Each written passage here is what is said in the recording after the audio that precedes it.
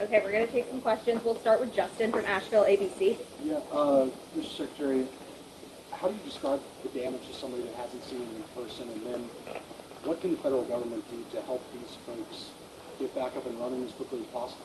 Well, the damage, of course, is overwhelming. And, we've all seen the national media reports. I've sat in command centers in Washington getting live updates from North Carolina, but there's nothing like being here, seeing it for yourself and speaking with people who have been impacted. It redoubles our motivation to make sure that the federal government is doing everything that we can. That includes the work of FEMA. It includes, of course, the work of our department. We've got the first $100 million out to help with the immediate needs that the governor's team are meeting. But we know with 7,000 damage sites around the impact area and hundreds of road closures that this is going to be a long haul.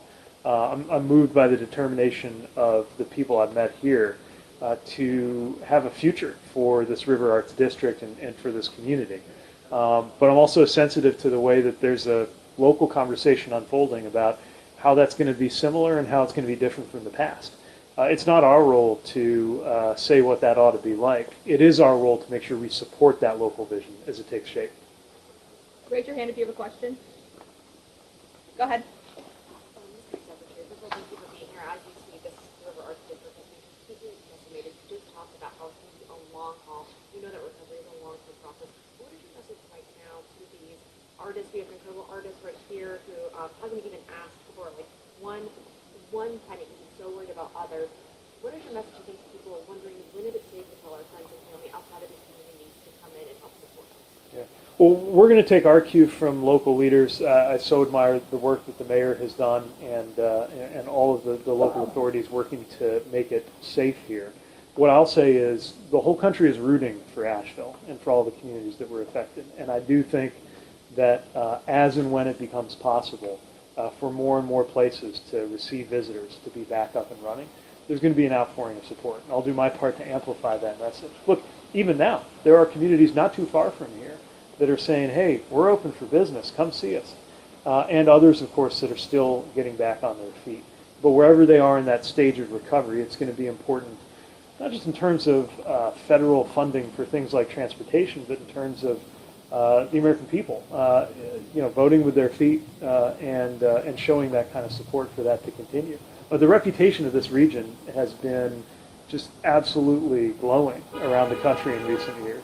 I had been wanting to come check out Asheville for some time. I never could have imagined, of course, that it would be under such painful circumstances for people here that we'd be doing this visit. But I do think that reputation will carry forward.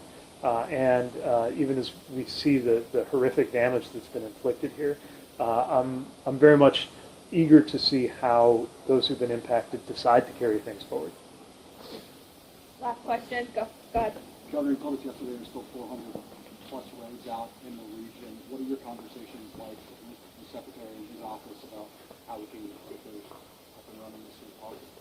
The Biden-Harris administration has been explicit in making sure that they use every tool in the toolbox to help Western North Carolina recover as quickly as possible. I've had discussions with Secretary of Transportation. That's why he's here today. They've already provided $100 million in emergency money for us to begin the process.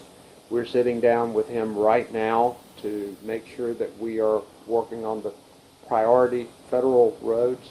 Look, rebuilding transportation in a more resilient way in Western North Carolina is going to be the key to making sure this communities like this can come back strong.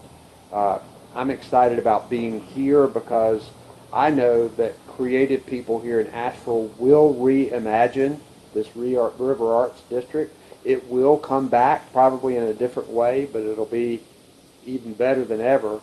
And I'm glad that we were able to issue the emergency order yesterday on unemployment insurance, moving it up to $600 a week and extending it to 26 weeks for people here, because a lot of the small businesses that I talk to don't want their employees to go away and leave Western North Carolina.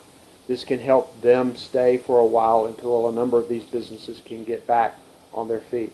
So I think this is a local, state, federal effort. We're all working to get this done as quickly as we possibly can because we know the importance to Western North Carolina, to our state's economy, and really to people's soul all over the state.